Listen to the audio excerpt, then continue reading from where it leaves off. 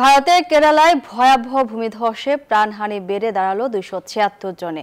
এখনো নিখোঁজ 2 শতাধিক। রাজ্যের ওয়েনার জেলায় হওয়া ভূমিধসে পুরোপুরি ধ্বংস হয়ে গেছে মুন্দাক্কাই এলাকা। ব্যাপক ক্ষতিগ্রস্ত আরো 2টি গ্রাম। ধ্বংসস্তূপের ভেতর চলছে উদ্ধার কাজ।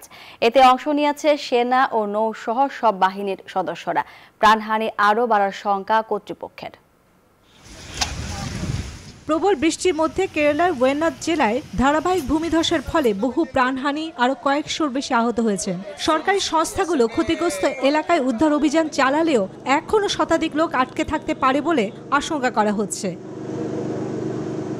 স্থানীয় সময় বুধবার এই অবস্থায় ভারতের ওই রাজ্যে আরও অতি ভারী বৃষ্টিপাতে পূর্বাভাস দেওয়া হয়েছে। ক্ষতিগ্রস্ত এলাকায় বেশ কয়েকটি পরিবার জানিয়েছে তাদের স্বজনদের সন্ধান পাওয়া যাচ্ছে না।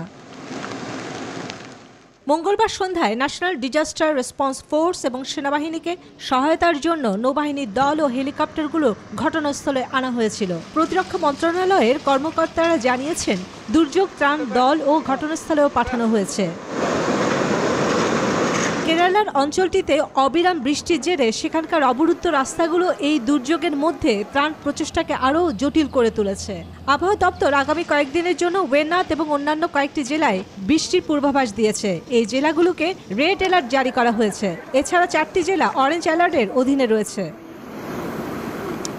ভারতের প্রধানমন্ত্রী নরেন্দ্র মোদী কেরালার মুখ্যমন্ত্রী পিনারাই বিজয়নের সঙ্গে কথা বলেছেন এবং এলডিএফ সরকারকে সব ধরনের সাহায্য আশ্বাস দিয়েছেন। চন্দ্রানী চন্দ্রা, নিউজ 24।